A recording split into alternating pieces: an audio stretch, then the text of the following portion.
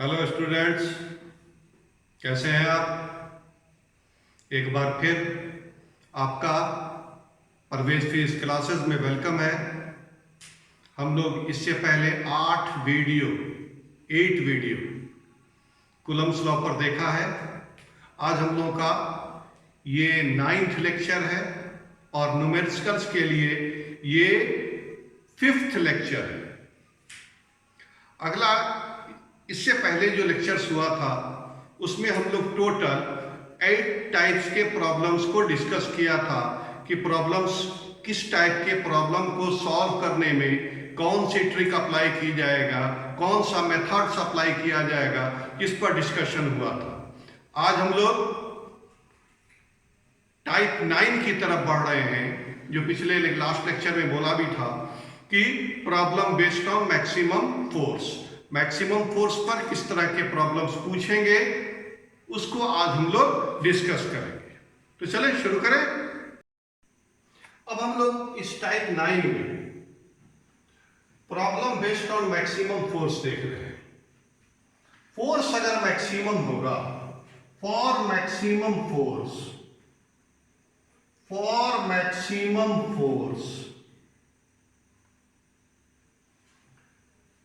dF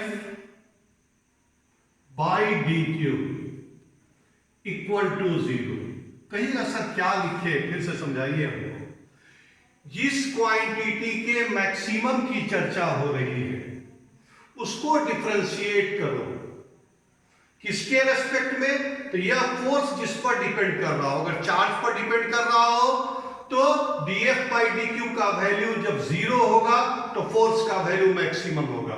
अगर यह charge distance पर डिपेंड कर रहा हो तो dF बाई dR का वैल्यू 0 होगा तो फोर्स मैक्सिमम होगा। तो यहां पर हम लेके चल रहे हैं कि फोर्स अगर चार्ज पर डिपेंड कर रहा हो, फोर्स अगर चार्ज पर डिपेंड कर रहा हो, चार्ज का फंक्शन हो फोर्स, तो dF बाई dQ 0 होगा तो फोर्स मैक्सिमम होगा। अगर यह डिस्टेंस या फोर्स अगर डिस्टेंस पर डिपेंड करे तो dF बाई dR का वैल्यू जब 0 होगा तब फोर्स मैक्सिमम होगा। तो मैक्सिमम के लिए कंडीशन इस तरह से आप रखेंगे कि जिसका मैक्सिमम निकालना है उसका डिफरेंशिएशन या मैक्सिमम वाला जिस पर डिपेंड कर रहा है उसके रेस्पेक्ट में ले लो। For example force maximum, force अगर चार्ज पर डिपेंड कर रहा है तो dF by dQ differentiation of force with respect to charge 0 होगा तो फोर्स मैक्सिमम होगा। अब इस पर हम लोग एक मॉडल क्वेश्चन देखते हैं। शुरू करें। अब देखो बच्चों, इस पर एक मॉडल क्वेश्चन देख रहे हैं। A charge Q is to be divided into 2 parts. Charge Q को 2 पार्ट में बांटे so that when kept at certain distance, एक certain distance पर रखते हैं उस बटे हुए हिस्से को, the force between them may be maximum। तो उन पर जो फोर्स लग रहा है वह फोर्स मैक्सिमम है। तो आगे कहता है हाउ शुड बी डिवाइडेड, तो हम इसको कैसे डिवाइड करेंगे। गौर से देखो, ये चार्ज है, ये चार्ज है मेरा Q, इसको 2 हिस्से में बांट दिया। एक हिस्सा ले लिया Q माइनस Q, तो दूसरा हिस्सा ले लिया Q। अब इस चार्ज को हम 2 हिस्से में डिवाइड कर चुके, 2 पार्ट में डिवाइड कर चुके। इस दोनों पार्ट को एक सर्टेन डिस्टेंस, या डिस्टेंस नहीं चेंज करना है, सर्टेन डिस्टेंस पर रख दिया। एक पार्ट है Q माइनस Q, दूसरा पार्ट है Q, और डिस्टेंस ले लिया ये R। तो कह रहा है कि इसको किस तरह से बांटा जाए कि इनके बीच जो फोर्स लग रहा है वह मैक्सिमम हो। इसमें गौर से देखो, वेरिएबल कौन है? Small q। क्योंकि तुम बांट रहे हो तो इस q का वैल्यू को तुम चेंज कर सकते हो। क्वेश्चन कह रहा है कि r फिक्स है, यानी फोर्स हमको मैक्सिमम निकालना है तो फोर्स को हम डिफरेंशिएट करेंगे क्यू के रिस्पेक्ट में। अभी आपको बताया था कि फोर्स किस पर डिपेंड कर रहा है, उसके रिस्पेक्ट में डिफरेंशिएट करते हैं। चलिए पहले फोर्स लेते हैं, force between them.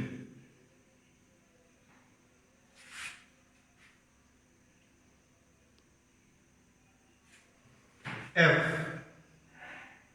1/4 pi epsilon naught Q1 is Q minus Q, Q2 is Q divided by R square।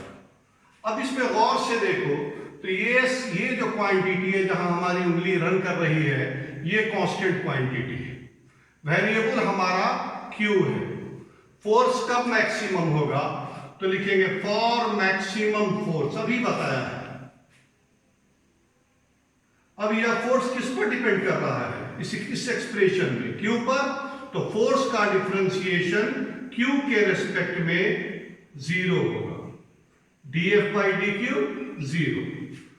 चलो इसका डिफरेंशिएट करो, dF by dQ डिफरेंशिएट करोगे, कांस्टेंट टर्म को बाहर ले लो, तो रिमेनिंग टर्म जो है वह किस तरह से आएगा, सो देखो, या d by dQ, हम एक बार आपको समझाने के लिए लिख रहे हैं, पूरे फोर्स का वैल्यू लिख दिया, 1/4 pi epsilon naught Q minus Q into Q divided by R square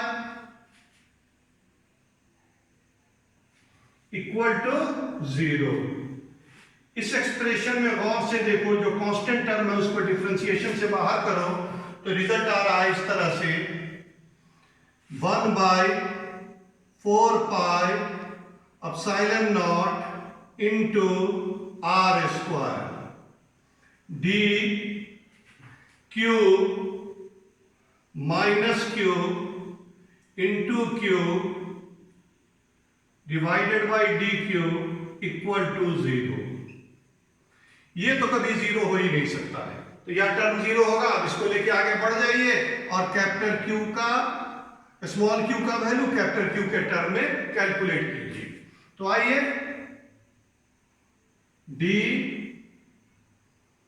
Q minus Q into Q divided by dQ equal to 0।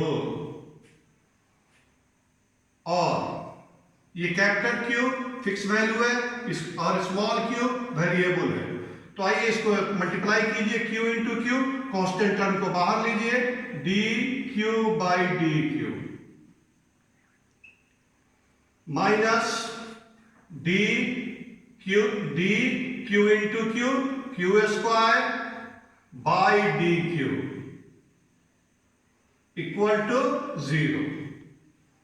और मैथमेटिकली आगे बढ़ रहे हैं, कैपिटल Q, इसका डिफरेंशिएशन 1 माइनस, अब आप पढ़ चुके हैं, एक छोटा सा यहां पर याद करा रहे हैं, dx का power n by dx equal to n x का पावर n माइनस 1।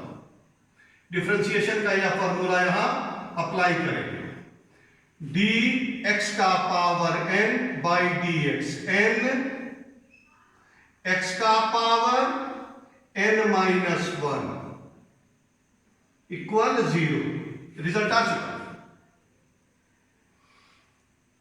और capital Q minus 2Q equal to 0 और 2Q is equal to capital Q और small q equal to capital Q by 2।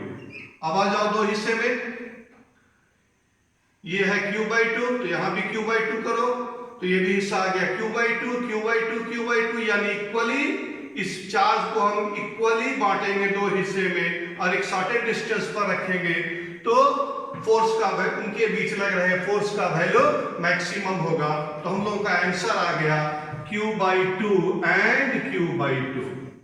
एक हिस्सा निकला, देखो यहां एक हिस्सा Q बाई 2 और दूसरा हिस्सा Q माइनस Q सेम तरीका से अब स्मॉल क्यू की जगह वही पुट कर दो, Q minus Q by two, इतना तो फॉलो कर ही रहे हैं, equal to Q by to.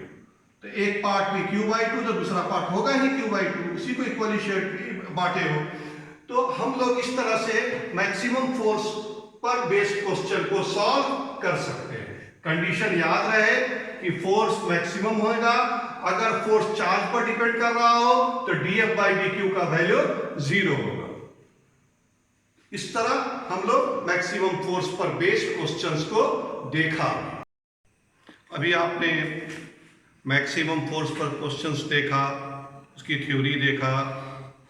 अब हम लोग का लेक्चर काफी छोटा हो रहा है, इसलिए इसमें एक टाइप और ऐड कर देते हैं। यह टाइप ऑलरेडी थ्योरी में पढ़ाया था और इसको हम लोग अप्लाई भी किया था ट्रायंगल्स वगैरह के कंसेप्शन में।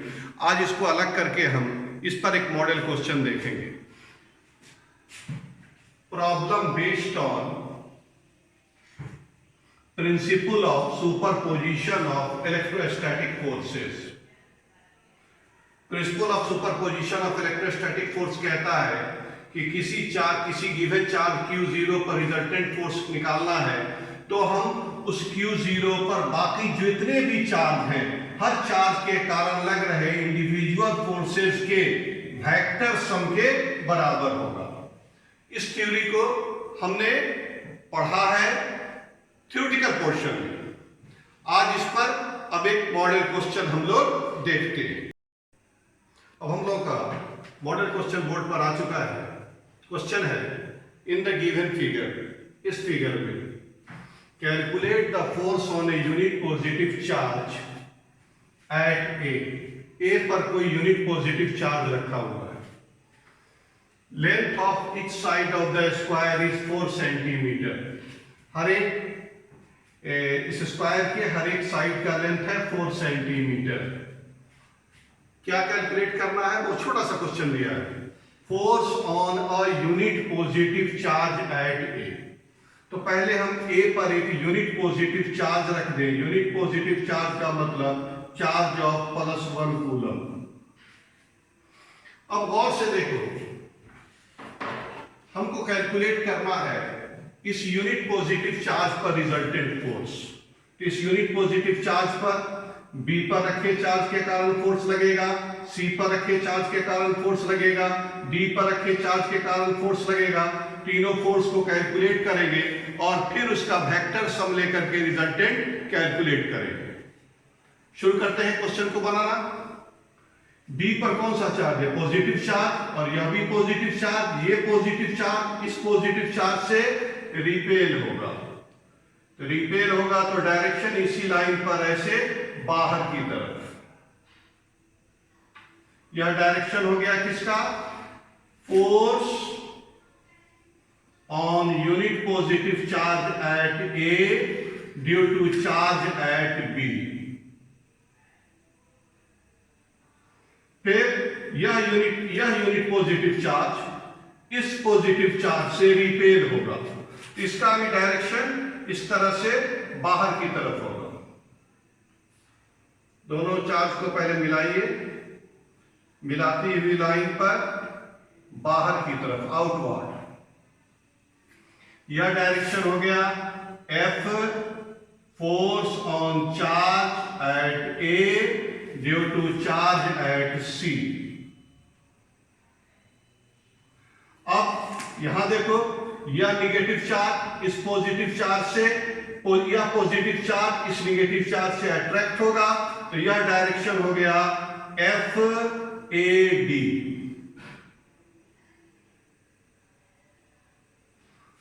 हम लोग इस लाइन को y एक्सिस पर ले लिया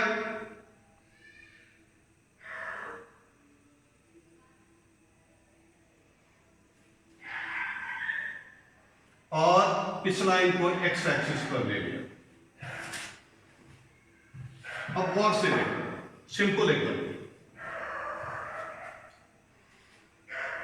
हर एक साइड का लेंथ है 4 सेंटीमीटर।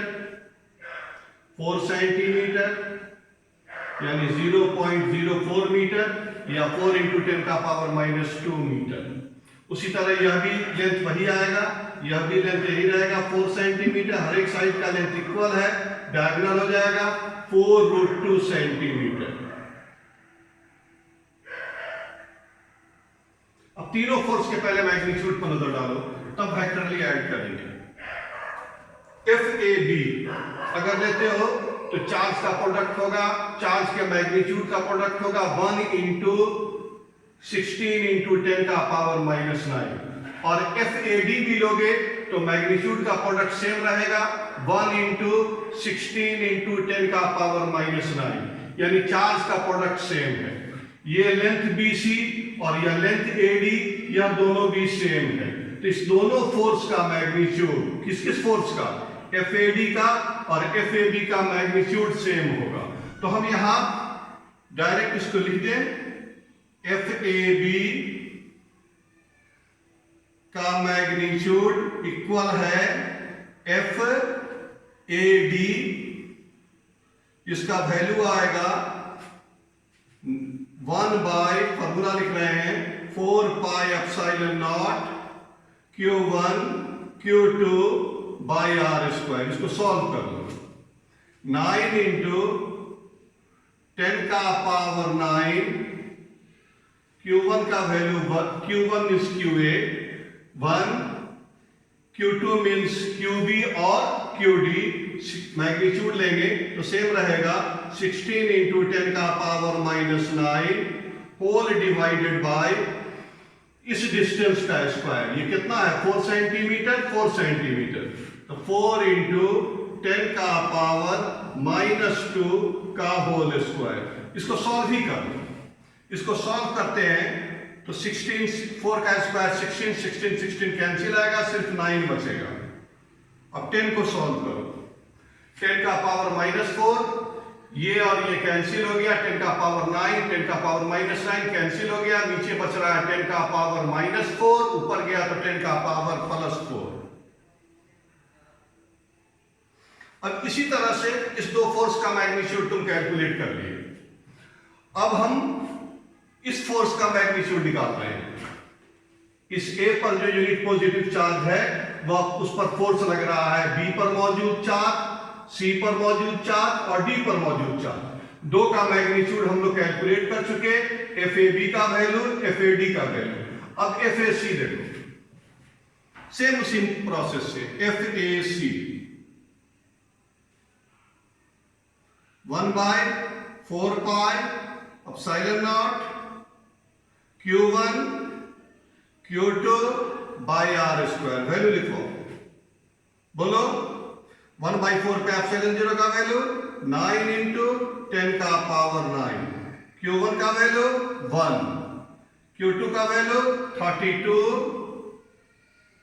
× 10 का power -9 whole divided by distance AC का स्क्वायर। AC डिस्टेंस कितना है 4√2 सेंटीमीटर, इसको मीटर में कन्वर्ट करके लिखो, इंटू 10 का पावर -2 का होल स्क्वायर। अब इसको सॉल्व कर लो, 4 का स्क्वायर 16, √2 का स्क्वायर 2, 16 × 2 32, 32 से 32 कैंसिल, सिर्फ 9 बच रहा। तो यहां आ गया 9 इंटू, अब 10 को सॉल्व करो, +9 -9 10 का पावर कैंसिल हो जाएगा, 10 का पावर -4, ऊपर गया तो 10 का पावर +4 यानी 10 का पावर 4 न्यूटन। यह चीज हमको नजर आ रहा है इस क्वेश्चन में कि तीनों फोर्स का मैग्नीट्यूड यहां बराबर है। क्या हमको आ रहा है कि FAB इक्वल है FAC इक्वल है FAD, और इस तीनों को हम लोग F कंसीडर कर लेते हैं, और जिसका वैल्यू निकला है 9 × 10 का पावर 4 न्यूटन। अब प्रिंसिपल ऑफ सुपरपोजिशन अप्लाई करके हम लोग इस FA इस चार्ज यूनिट पॉजिटिव चार्ज पर जो फोर्स लग रहा है, इन तीनों फोर्स के रिजल्टेंट को कैलकुलेट करेंगे। इसको मिटा सकते हैं आप देख लीजिए एक बार फिर से हमने कैसे कैसे पढ़ा है। तो पहले FAB का मैग्नीट्यूड निकाला और कहा कि कि FAB का मैग्नीट्यूड और FAD का मैग्नीट्यूड दोनों बराबर है, क्योंकि चार्ज का प्रोडक्ट यहां और चार्ज का प्रोडक्ट यहां बराबर है, ये डिस्टेंस बराबर है। अगर डिस्टेंस बराबर रहे और चार्ज का प्रोडक्ट सेम रहे तो फोर्स का मैग्नीट्यूड भी सेम रहेगा। तो इस तरह से फोर्स का मैग्नीट्यूड हमने FAB और FAD को इक्वल करके कैलकुलेट कर दिया।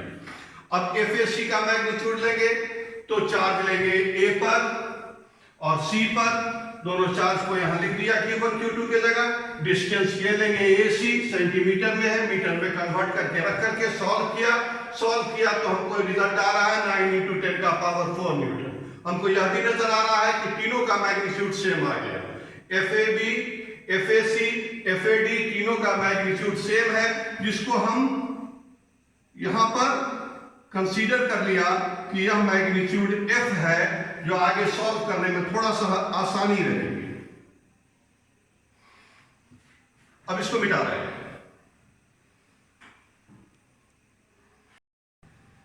अब from the principle of superposition, from the principle of superposition,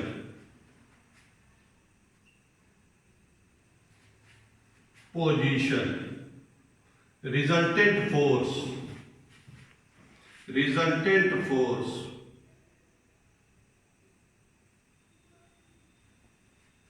on unit positive charge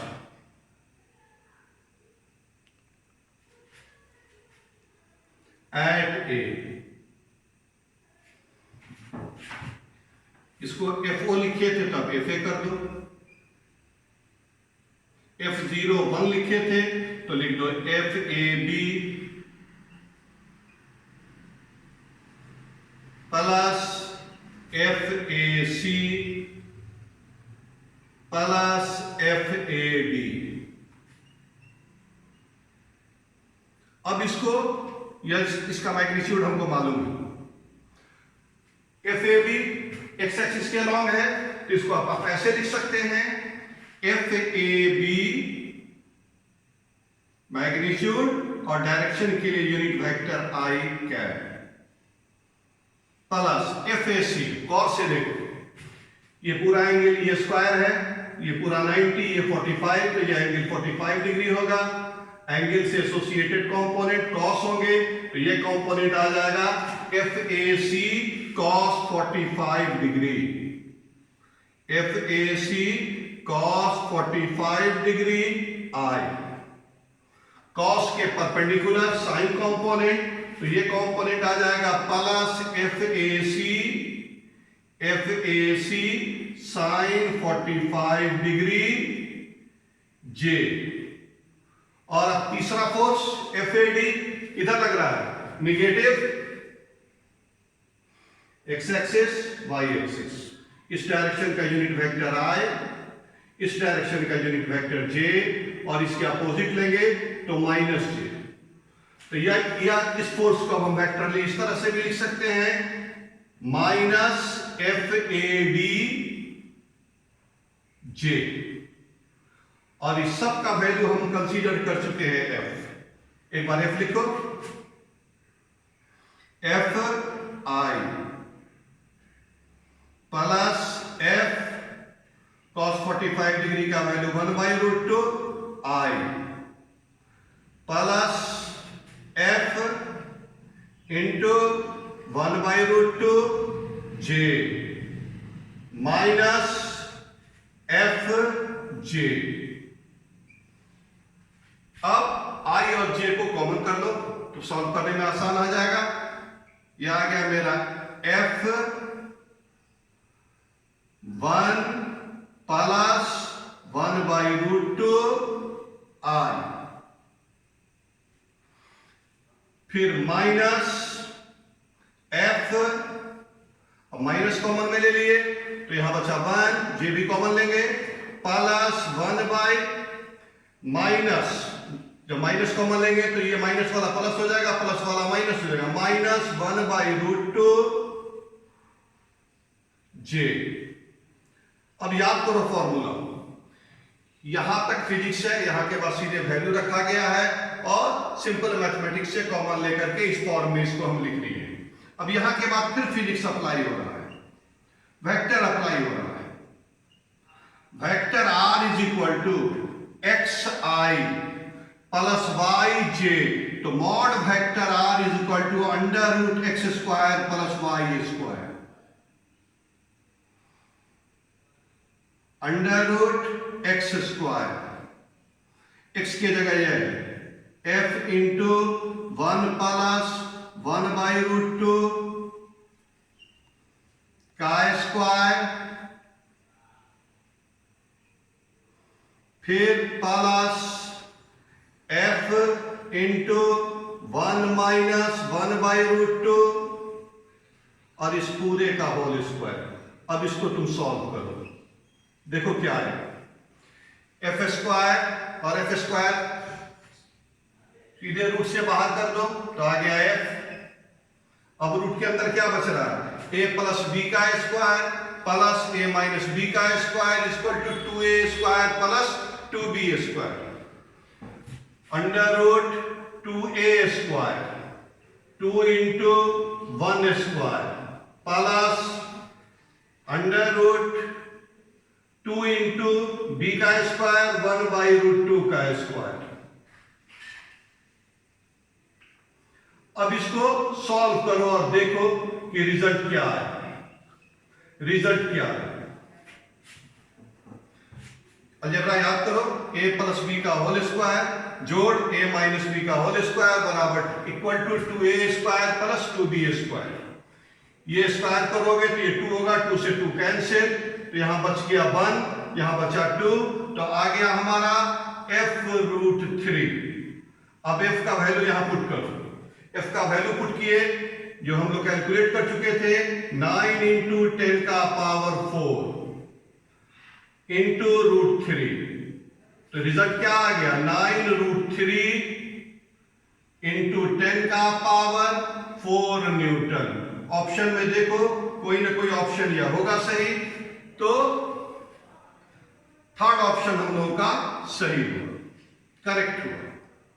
इस तरह से प्रिंसिपल ऑफ सुपरपोजिशन पर भी एक क्वेश्चन हम लोगों ने आज देखा है और बहुत पढ़ा कूलम्स लॉ में न्यूमेरिकल्स पर, आज लगा करके न्यूमेरिकल्स पर 5 लेक्चर हुआ और हम लोग टोटल 10 टाइप्स के प्रॉब्लम्स को देखा, किस प्रॉब्लम में क्या ट्रिक्स लगता है वो समझाया, क्या तरीका से वो सॉल्व होगा वो देखा।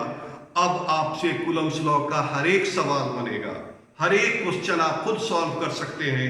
आप में यह कॉन्फिडेंस आया है, अब आप इस कॉन्फिडेंस को अप्लाई कीजिए, बुक्स को उठाइए और प्रॉब्लम को सॉल्व करना शुरू कीजिए। अगले क्लास में, अगले लेक्चर में हम लोग इलेक्ट्रोस्टैटिक्स का अगला टॉपिक इलेक्ट्रिक फील्ड शुरू करेंगे। आज के लिए थैंक्स। एक बार फिर मेरे इस चैनल को आप जरूर सब्सक्राइब करें। और एक चीज और, हर लेक्चर, अब आज आपका कूलम्स लॉ फिनिश हुआ है, तो आप वीडियो 1 से लेकर के जो ये 9th लेक्चर आ रहा है, 9 वीडियो आपको मिला है, इसको कंटिन्यूटी में आप देखिए। जब कंटिन्यूटी में देखिएगा तो आपको हर पूरी पढ़ाई एक सिस्टम में लगेगी और आपसे हर सवाल खुद ब खुद बनने लगेगा। तो आज के लिए रहने दिया जाए यहीं तक। एक बार फिर बोलेंगे कि हमारे इस चैनल परवेज फीस क्लासेस को आप जरूर सब्सक्राइब करें, वीडियो को लाइक करें और कंटिन्यूटी में पढ़ाई को आप लेते हुए चले जाएं। चलिए आज के लिए थैंक्स।